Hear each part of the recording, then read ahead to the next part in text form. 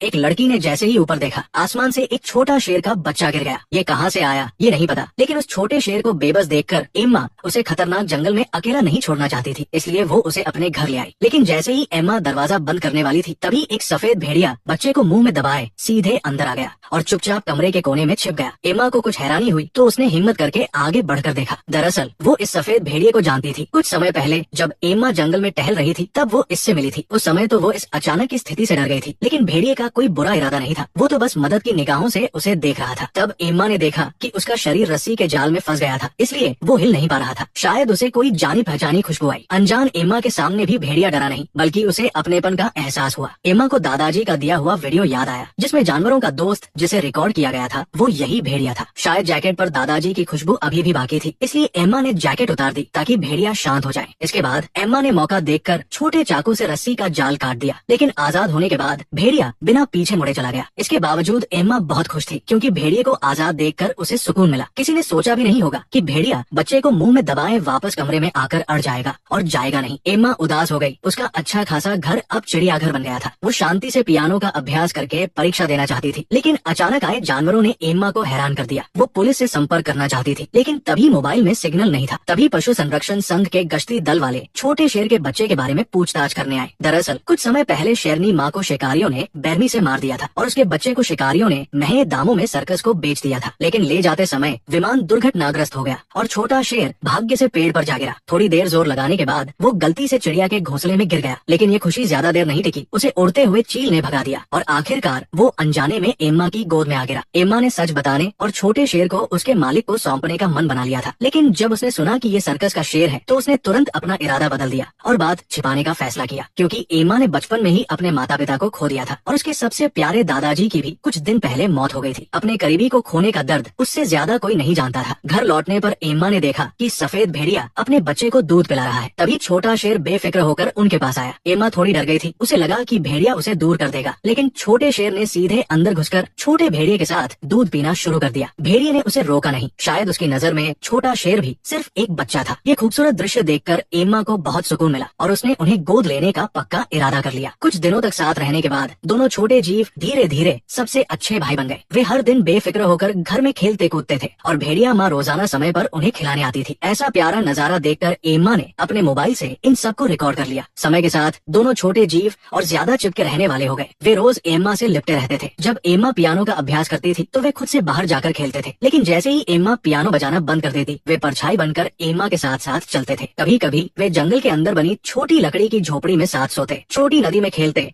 और शाम को किनारे बैठकर सूर्यास्त देखते थे। रात होने पर वे एम्मा से सटकर गहरी नींद में सो जाते थे। कुछ दिनों बाद आखिरकार एम्मा की पियानो परीक्षा का दिन आ गया। उसने दोनों छोटे जीवों को दरवाजा बंद करके समझदारी से रहने और घर न तोड़ने के लिए कहा, और बताया कि वो 2 दिन बाद वापस आ जाएगी। साथ ही उसने भेड़िए के आने जाने के लिए एक खिड़की खोल दी। जैसा सोचा था, एम्मा की परीक्षा बहुत अच्छे से हुई। उसने बहुत से प्रतियोगियों में से अपनी जगह बनाई और लॉस एंजल्स सिम्फनी ऑर्केस्ट्रा में सफलतापूर्वक चुनी गई। उस दिन भेड़िया माँ शिकार कर रही थी, तभी जंगल में 2 शिकारी आ गए। वे भेड़िया माँ को देखकर खुशी से उछलने लगे। मोटे शिकारी ने बिना देर किए कुशलता से बेहोशी की बंदूक उठाई। ट्रिगर दबाते ही भेड़िया माँ जमीन पर गिर गई। बेहोशी की दवा से वो इतनी कमजोर हो गई कि हिल भी नहीं पा रही थी। वो बस दर्द और बेबसी में करा रही थी। वो देखती रही कि शिकारी अपनी चाल में कामयाब हो गए, लेकिन वो कुछ नहीं कर पाई। जब लड़की वापस आई तो उसने देखा कि घर को दोनों छोटे जीवों ने पूरी तरह से बिखेर दिया था। कहा गया घर साफ रखने का वादा, लेकिन लड़की के नाराज होने से पहले ही उसने हैरान होकर देखा कि भेड़िया माँ घर में गायब थी। लड़की को लगा कि कुछ बड़ा गड़बड़ हो गया है और वो तुरंत सतर्क हो गई, लेकिन चारों तरफ ढूंढने पर भी कोई सुराग नहीं मिला। लेकिन यूं ही ढूंढते रहना भी कोई उपाय नहीं था। आखिरकार घर में 2 भूखे छोटे जीव थे। लड़की ने ज्यादा कुछ नहीं सोचा और इमरजेंसी कैन खोलकर उन्हें खिलाया। लड़की ये सोच भी नहीं सकती थी कि भेड़िया माँ के बिना वे कैसे जिंदा रहेंगे, लेकिन उन्हें जल्दी जल्दी खाते हुए देखकर लड़की ने पक्का इरादा कर लिया। वो बचपन से ही माँ के बिना थी, इसलिए वो उनका दर्द समझ सकती थी। इसलिए लड़की ने उन्हें पालने का फैसला किया और उन्हें कभी नहीं छोड़ेगी। उस रात दोनों छोटे जीव दबे पांव सीढ़ियां चढ़े और पूरी रात उससे चिपके रहे। अब एक कदम भी दूर जाने की हिम्मत नहीं कर रहे थे। डर था कि दुनिया में उनसे सबसे ज्यादा प्यार करने वाला भी कहीं चला न जाए। भेड़िया माँ के जाने के बाद लड़की ने माँ की जिम्मेदारी उठा ली। वो न केवल हर दिन पल पल उनकी देखभाल करती थी, बल्कि छोटे जीवों को तोड़ फोड़ करने की भी इजाजत देती थी। ये प्यारा नजारा देखकर लड़की का दिल भी पिघल गया। कभी कभी जब उसे प्रेरणा मिलती थी तो छोटा भेड़िया पियानो पर कूदकर उत्साह से 2 धुनें बजाता था। हालांकि वो बेतुका बजाता था, लेकिन लड़की उसे खुशी खुशी बेस और मेजर कॉर्ड सिखाती थी। बसंत के जाने और सर्दियों के आने के साथ वे लड़की के साथ धीरे धीरे बड़े हो गए। उनका रिश्ता भाइयों जैसा घनिष्ठ था, यहाँ तक कि खाने के बर्तन भी बदलकर बड़े कटोरे करने पड़े। वे ज्यादा खाते थे और शरारतें भी कम नहीं करते थे। जैसे कि वसंत में एक माँ और बेटी द्वीप पर घूमने आई, तभी लड़की ने पीछे मुड़कर देखा कि भेड़िया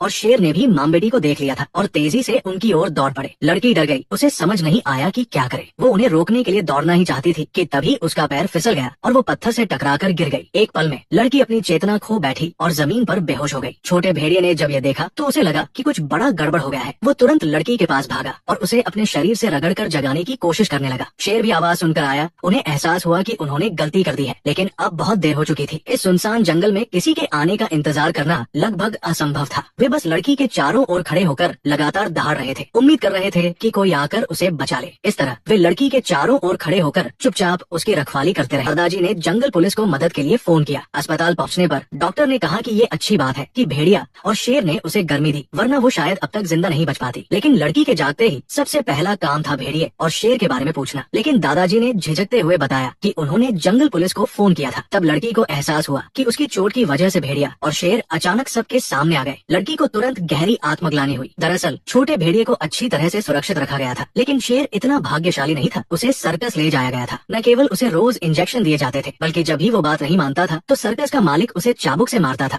और धमकी देता था कि वो उसके सारे दांत निकाल देगा ताकि वो सर्कस के लिए पैसे कमाने का एक जरिया बन जाए। मंच पर शेर बहुत डरा हुआ था, लेकिन किसी को उसकी परवाह नहीं थी, बस बार बार मार पड़। इधर लड़की भी छोटे जीवों की हालत को लेकर बहुत चिंतित थी, इसलिए जब कोई नहीं था तो उसने चुपके से सुई निकाल दी और चुपचाप अस्पताल से भाग गई। वो तुरंत जंगल पुलिस के पास पहुंची। जब उसे छोटे भेड़िए के सुरक्षित होने का पता चला तब जाकर उसका दिल शांत हुआ। लेकिन सर्कस भेजे गए शेर को लेकर वो बहुत चिंतित थी, इसलिए लड़की ने तुरंत अलग अलग सर्कस में जाकर पूछताछ की। लेकिन जब वो इस सर्कस के पास पहुंची तो प्रभारी ने उससे झूठ कहा कि यहाँ कोई शेर नहीं है और तुरंत शेर को ले जाने लगा। वो उसे दूसरे शहर भेजना चाहता था ताकि वो उसके लिए पैसे कमाता रहे। लेकिन आधे रास्ते में वे गलती से छोटे भेड़िए के संरक्षण क्षेत्र से गुजरे। छोटे भेड़िए ने अपनी सूंघने की क्षमता से पहचान लिया कि शेर गाड़ी के अंदर है, इसलिए उसने एक साहसी फैसला लिया। उसी रात उसने सुरंग खोदकर भागने का फैसला किया और बिना आराम किए खुशबू का पीछा करना शुरू कर दिया। इस तरह वो पूरी रात सर्कस का पीछा करता रहा। अच्छी बात ये थी कि उसकी मेहनत रंग लाई। अगली सुबह वो आखिरकार सर्कस के ठहरने की जगह पर पहुंच गया तो उसने वही पुरानी चाल चली, सुरंग खोदकर अंदर घुस गया। छोटे भेड़िए ने जरा भी देर नहीं की और तुरंत अपने बड़े भाई को बचाने के लिए दौड़ा, लेकिन पिंजरा लोहे की चेन से कसकर बंद था। छोटे भेड़िए ने देखा कि इतनी मेहनत करने के बाद भी सब बेकार था, लेकिन ऐसे भी काम नहीं चलेगा, इसलिए उसने न जाने कहां से एक लकड़ी उठाई और जोरों की तरह हथियार को मुंह में दबा लिया। शेर को डर था कि वो भी पकड़ा न जाए, इसलिए वो उससे जल्दी चले जाने की विनती करने लगा और उसे लड़की का ख्याल रखने की हिदायत दी। लेकिन छोटा भेड़िया हिम्मत नहीं हारा और दांत भींचकर कोशिश करता रहा। छोटे भेड़िए को इतनी मेहनत करते देखकर शेर ने भी मदद करने का फैसला किया। फिर दोनों ने एक साथ लकड़ी को दांतों से पकड़ा और एक ही दिशा में जोर लगाया, लेकिन अगले ही पल लकड़ी टूट गई। तब शेर को समझ आया कि एक छोटी सी लकड़ी लोहे की सलाखों को कैसे तोड़ सकती है। लेकिन लकड़ी की आवाज ने सर्कस के मालिक को आकर्षित किया। आवाज सुनकर वो जल्दी से देखने आया। छोटे भेड़िए ने ये देखकर तुरंत एक तरफ छिप गया। सर्कस के मालिक ने असामान्य रूप से हिंसक शेर को देखा तो उसने हैरानी से पिंजरा खोल दिया और छोटे भेड़िए को आखिरकार मौका मिल गया। वो एक झटके में भागा और सीधे सर्कस के मालिक पर झपट्टा मारा, फिर तेजी से भाग गया। शेर भी धीरे धीरे उसके पीछे चला गया। दोनों दोस्त फिर से मिल गए। वे उत्साह से एक दूसरे को चूमने लगे। अब उन्हें घर जाना चाहिए था। भेड़िए और शेर ने बची हुई खुशबू से घर की दिशा ढूंढना शुरू कर दिया। जब उन्हें भूख लगती थी तो वे चुपके से सुपरमार्केट में घुस जाते थे और खुलेआम खाना ढूंढते थे। सुपरमार्केट का गार्ड आवाज सुनकर बाहर निकला और फिर समझदारी से गार्ड रूम में छिप गया। जब उसने अलार्म बजाया तब तक भेड़िया और शेर भाग चुके थे। दूसरी तरफ लड़की को भी संरक्षण केंद्र के लोगों से छोटे भेड़िए द्वारा शेर को छुड़ाने की खबर मिली। आदमी ने लड़की से उन्हें ढूंढने में मदद करने का अनुरोध किया क्योंकि छोटे भेड़िए के गले में GPS कॉलर लगा था, इसलिए उन्होंने जल्दी से उसका पता लगा लिया। इस समय पूरे शहर की पुलिस भेड़िए और शेर की तलाश कर रही थी और सर्कस का मालिक भी बंदूक लेकर जंगल पहुंच गया था। उन्होंने जल्दी ही शेर के निशान ढूंढ लिए। सर्कस के मालिक की बंदूक शेर पर तनी हुई थी। छोटे भेड़िए ने ये देखकर बिना झिझके दौड़ लगाई। उसने सर्कस के मालिक पर झपट्टा मारा और खुद भी बेहोशी की बंदूक से घायल हो गया। शेर को बेहोश करने वाली दवा छोटे भेड़िए की जान भी ले सकती थी। परेशानी से बचने के लिए सर्कस के मालिक ने अपने बेटे से छोटे भेड़िए के गले का कॉलर फेंकने को कहा। उनके जाने के बाद शेर छोटे भेड़िए के पास आया और बेचैनी से उसे पुकारने लगा। शायद शेर की दहाड़ ने छोटे भेड़िए की इच्छा शक्ति को जगा दिया और वो चमत्कारिक रूप से होश में आ गया। उसी रात लड़की और वे लोग GPS की मदद से सर्कस के मालिक के पास पहुंचे। दरअसल लड़के ने कॉलर को फेंका नहीं था बल्कि अपने पास रखा था। उस नेक दिल लड़के ने उन्हें उस जगह तक पहुंचाया जहां छोटे भेड़िए को चोट लगी थी, लेकिन छोटा भेड़िया पहले ही वहां से जा चुका था। अब उन्हें पुलिस से पहले उन्हें ढूंढना था। तभी लड़के ने बताया कि सर्कस में शेर को पियानो संगीत सुनना पसंद था। लड़की ने ये सुनकर मुस्कुराया, उसे उपाय सूझ गया था। वे जंगल के रास्ते गाड़ी चलाते हुए जोर से संगीत बजाने लगे और शेर सचमुच आवाज सुनकर दौड़ आया। उन्हें खोए हुए दोस्त आखिरकार मिल गए। जल्द ही शेर लड़की को छोटे भेड़िए के पास ले गया। वे दोनों लड़की के दादाजी की छोटी लकड़ी की झोपड़ी में छिपे हुए थे। जब लड़की उन्हें घर ले जाने की तैयारी कर रही थी तभी पुलिस भी वहाँ पहुँच गई। लड़की ने ये देखकर तुरंत भेड़िए और शेर को लेकर भागना शुरू कर दिया। वे भागते भागते झील के किनारे पहुँच गए। अब बस उस झील को पार करना था और वे घर पहुँच जाएंगे। लेकिन पुलिस भी पीछे आ गई थी। वे किसी भी वक्त भेड़िए और शेर को गोली मारकर मार सकते थे। शेर ने ये देखकर लड़की को छोटे भेड़िए को लेकर पहले चले जाने का इशारा किया और फिर खुद मजबूती से पुलिस का ध्यान भटकाने के लिए जंगल में भाग गया। लड़की को दुखी मन से छोटे भेड़िए को लेकर जाना पड़ा। जब वे मुश्किल से घर पहुँचे तो दूर जंगल से कुछ गोलियों की आवाजें आई। किनारे पर बेचैनी से इंतजार करते छोटे भेड़िए को देखकर लड़की को दर्द के साथ एहसास हुआ कि शेर शायद वापस नहीं आएगा। तभी दूर झाड़ियों से हलचल की आवाज आई। ये शेर था। वो सफलतापूर्वक पीछा छुड़ाकर भाग निकला था। छोटा भेड़िया उत्साह से उसे लेने दौड़ा। सभी उनकी इस महान दोस्ती को देखकर रो पड़े। सच्ची और गहरी भावनाएं जाति की सीमा को पार कर सकती है। दो ऐसे जानवर जो स्वाभाविक रूप से दुश्मन होने चाहिए थे, उनके बीच सबसे बड़ी दोस्ती पैदा हुई और ये सब एक इंसान के प्यार की वजह से हुआ।